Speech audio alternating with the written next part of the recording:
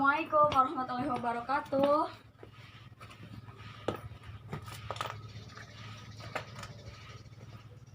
Halo semuanya, gimana kabarnya nih hari ini?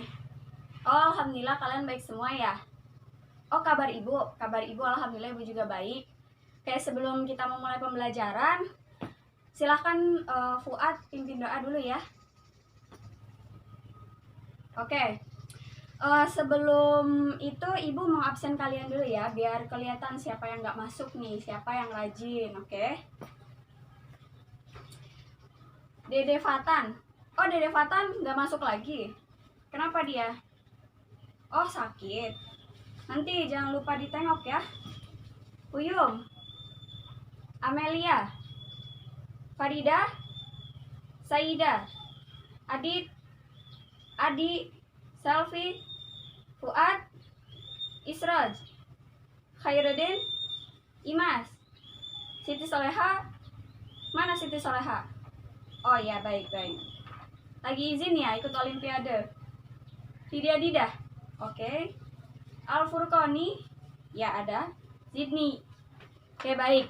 Sebelum itu ibu minta kalian untuk berdiri ya. Ibu mau periksa kerapihan pakaian kalian biar kita bisa menanamkan sikap disiplin, oke? Nah, itu Adi Purnomo bajunya dimasukkan ya. Itu Al Furqani juga. Kamu pakai kaos kaki tidak? Oke, baik. Sebelum kita mulai ke pembelajaran, kita mau cek semangat kalian dulu nih. Yuk, kita tepuk semangat dulu yuk. Tepuk semangat. Semangat aja. Semangat. Oke. Minggu kemarin ada yang masih ingat kita belajar tentang apa?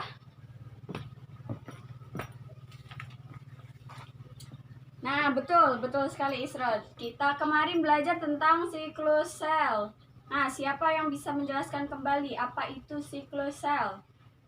Ya, silakan Uyum. Betul sekali. Siklus sel ini merupakan proses pembelahan yang ada di dalam sel kita. Itu fungsinya untuk reproduksi, untuk memperbaiki sel, yang artinya itu untuk memperbanyak jumlah sel yang ada di dalam tubuh kita. Coba bayangkan, sel kita ini tidak membelah. Nah, nanti itu kayak contoh Khairuddin, nanti dia tidak akan bisa tumbuh besar ya. Oke anak-anak? Oke. Hari ini ada yang tahu kita akan belajar apa? Wah, betul sekali. Wah, ini kelihatannya Selfie sudah belajar nih. Kita hari ini akan belajar tentang gametogenesis. Nah, siapa sih yang tahu gametogenesis itu apa? Oke. Ya, silakan Khairuddin. Betul sekali. Gametogenesis itu merupakan pembentukan sel gamet. Sel gamet itu apa sih? Sel gamet itu biasanya ada pada sel-sel yang dapat bereproduksi, yang dapat membelah, dan dia itu untuk memperbanyak jumlah selnya untuk kebutuhan reproduksi. Ya, baik. Kemudian kalian pernah melihat proses penyerbukan pada tumbuhan? Ada apa saja yang berperan? Betul. Ada benang sari, ada serbuk sari, dan juga ada putik. Kemudian kalau pada sel hewan, kenapa bisa ada sel sperma dan kenapa bisa ada sel ovum? Oke, kita akan belajar tentang hal itu hari ini.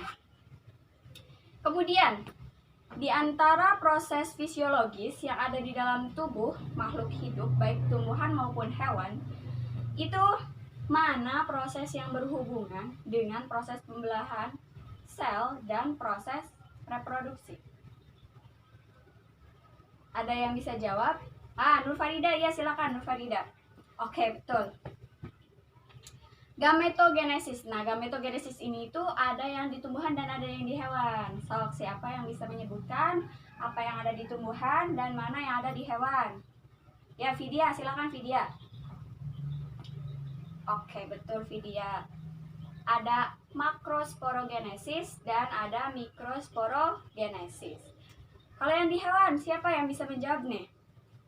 Oh, saya udah belajar nih pasti nih.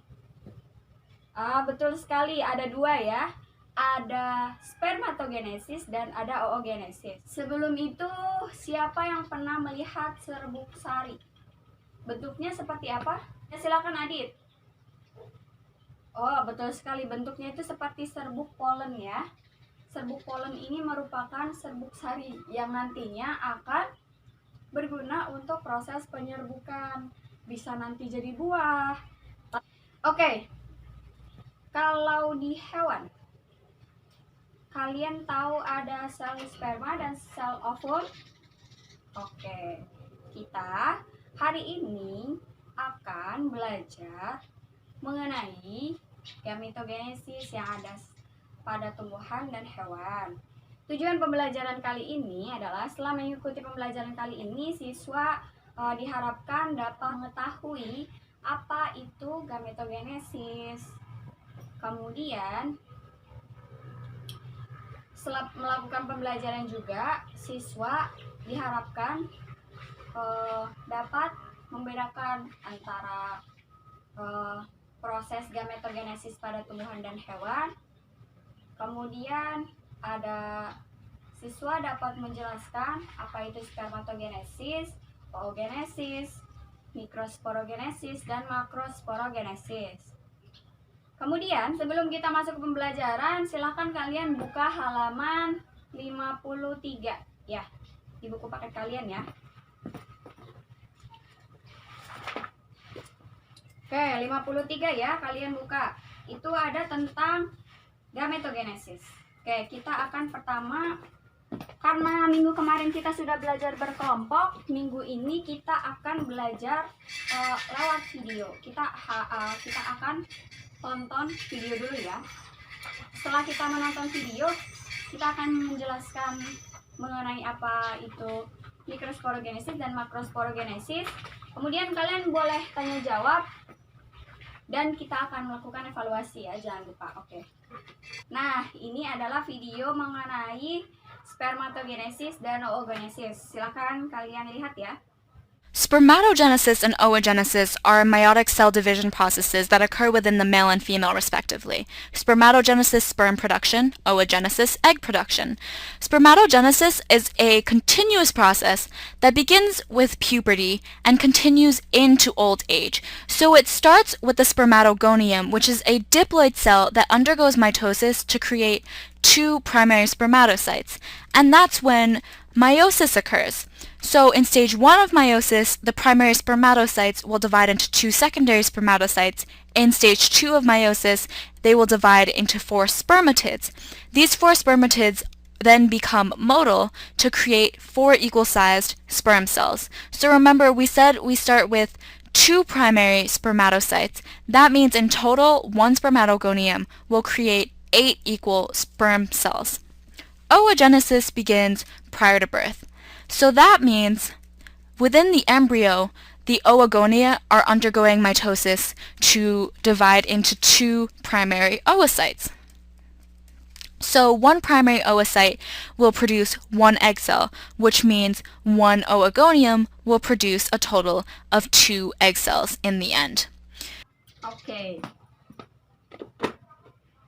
dari video tersebut kita dapat mengetahui ya bahwa spermatogenesis itu adalah pembentukan sel gamet yang terjadi pada sel sperma. Nah, spermatogenesis ini terjadi 2 kali proses, yakni ada proses mitosis dan proses meiosis. Yang awalnya dari spermatosit primer yang merupakan sel yang diploid, kemudian mengalami proses pembelahan mitosis menjadi spermatosit sekunder yang masih diploid juga. Kemudian setelah itu akan mengalami proses meiosis, yakni akan berubah menjadi sel spermatid atau sel yang haploid. Kemudian akan berubah menjadi spermatozoa dan mengalami pematangan menjadi sel sperma. Kemudian untuk yang oogenesis, yaitu merupakan proses pembentukan sel gamet, yaitu pada sel telur atau sel ovum. Nah, pada oogenesis ini kalian dari asal muasalnya yaitu dari oogonium, itu kemudian akan membelah secara mitosis menjadi oosit primer, kemudian membelah secara meiosis menjadi oosit sekunder dan badan polar. Kemudian yang oosit sekunder ini akan mengalami proses pembelahan meiosis 2, yakni akan berubah menjadi ootid dan juga badan kutub. Untuk yang tadi yang badan polarnya itu akan berubah menjadi dua-duanya badan kutub, maka hasilnya yaitu 1 sel ovum dan 3 badan kutub. Kalau yang pada spermatogenesis nanti hasilnya itu langsung 4 sel anakan sel sperma yang memang semuanya matang dan bisa digunakan. Kalau pada oogenesis hanya 1 yang dapat digunakan, yaitu 1 sel ovum. Setelah itu kita akan membahas tentang mikrosporogenesis dan makrosporogenesis. Nah, pada mikrosporogenesis ini yang awalnya itu biasanya kan memang kalau mikrosporogenesis dan makrosporogenesis ini terjadi pada tumbuhan berbiji. Kalau mikrosporogenesis itu merupakan pembentukan sel gamet pada jantan atau biasanya untuk pembentukan benang sari dan serbuk sari. Nah, kita akan lihat ya di mikrosporogenesis ini, dari mikrosporosit yang sudah matang kemudian akan mengalami pembelahan meiosis. Pembelahan meiosis yang pertama, kemudian akan mengalami pembelahan meiosis yang kedua menjadi mikrospora yang sifatnya tetrad atau berjumlah 4. Kemudian dari masing-masing ini akan mengalami proses pembelahan. Nah, menjadi nukleus yang degeneratif dan juga menjadi nukleus yang untuk serbuk sarinya. Kemudian di sini nanti akan mengalami proses pematangan menjadi nukleus sperma dan juga menjadi nukleus serbuk sari. Kemudian untuk yang makrosporogenesis, kalau yang ini pada jantan, berarti yang ini terjadi pada betina. Prosesnya ini lebih panjang daripada yang jantan maupun prosesnya itu agak berbeda dengan oogenesis yang pada sel hewan. Nah, dimulai dari apa? Dimulai dari megasporosit. Megasporosit ini tempatnya itu ada di putik atau alat kelamin betina pada tumbuhan.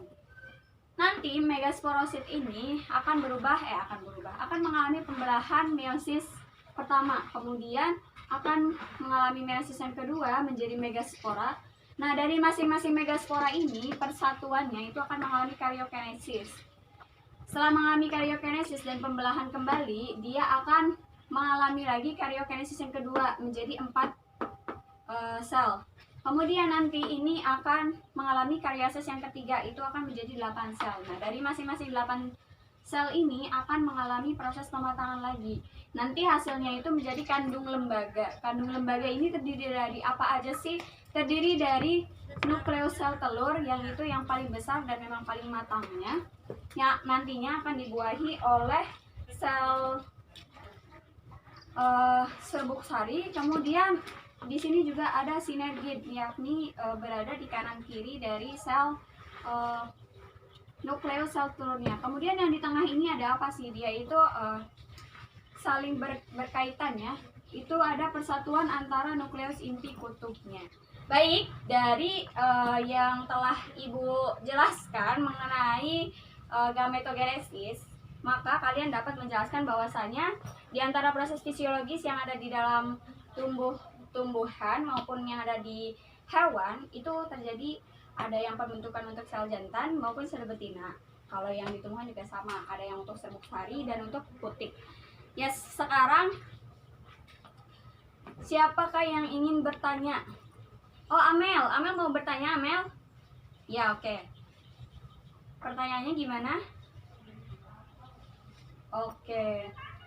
Ibu, kenapa sih hasil dari proses yang di oogenesis itu hanya 1 sel yang matang? Karena memang jawabannya itu karena memang pada proses di oogenesis itu kan ada yang proses pembelahan mitosis dan proses pembelahan meiosis. Yang tadinya oosit sekunder itu mengalami pembelahan meiosis menjadi ootid dan badan kutub. Nah, yang badan polarnya itu akan berubah menjadi badan kutub semua. Maka sel yang matangnya itu adalah sel ovum. Maka nanti jumlahnya sangat banyak sel sperma, dan kemudian sel ovumnya itu hanya satu yang dibuahi, seperti itu. Untuk mengukur kompetensi kalian setelah mendengarkan penjelasan dari ibu punya soal nih buat kalian nih. Silakan Fuad, tolong dibagi ya. Nah, di situ ada 10 soal mengenai yang telah ibu jelaskan. Ada tentang proses pembelahan sel dan gametogenesis atau di pembentukan sel gamet. Kalian kerjakan ya.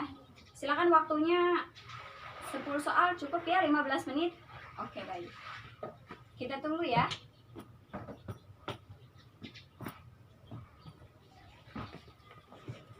Oke, ini sudah ada jawaban dari kalian ya. Nanti ini ibu akan nilai dan masukkan ke nilai harian kalian. Kemudian sebelum itu ibu mau kasih kalian PR ya untuk dikerjakan di rumah sebagai bahan pengayaan kalian. Kalian bisa lihat di halaman 59 itu ada soal 1-10 pilihan ganda yang mencakup dari siklus sel, dari yang profase, metafase, anafase, dan telofase sampai yang pada gametogenesis ini. Sama dikerjakan juga yang esainya ya, yang 5 soal. Oke, baik. Dari pembelajaran yang tadi, siapa yang bisa menyimpulkan pembelajaran hari ini? Ya, silakan Imas.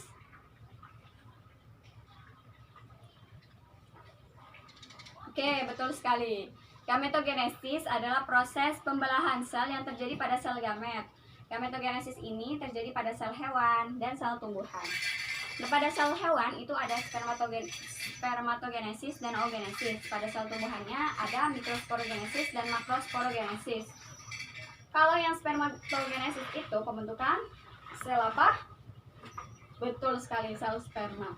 Nah, kalau yang oogenesis itu merupakan proses pembentukan sel ovum.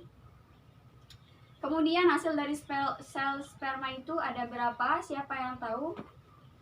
Nah, betul sekali Isra, ada 4 anakan sel sperma yang nantinya akan mengalami permatangan menjadi sel sperma. Kemudian yang sel ovum, siapa yang bisa menyebutkan? Ya, Mel, tadi kamu bertanya. Yang tadi jawabannya adalah 1 sel ovum dan badan kutub. 3. Badan kutubnya ada berapa? Ada 3 kan? Ya. Nah, kalau yang pada tumbuhannya, kalau yang mikrosporogenesis itu untuk pembentukan sel gamet yang pada sel jantan, yaitu sel serbuk sari. Kemudian untuk yang makrosporogenesisnya itu proses pembentukan sel betinanya atau yang ada di dalam puting. Oke. Segitu saja pembelajaran pada hari ini. Jangan lupa dikerjakan PR-nya di halaman 59 untuk bahan pengayaan kalian. Baik, terima kasih. Kamu tetap jadi pembelajar yang baik, tetap semangat, dan wabillahi taufiq wal hidayah. Wassalamualaikum warahmatullahi wabarakatuh.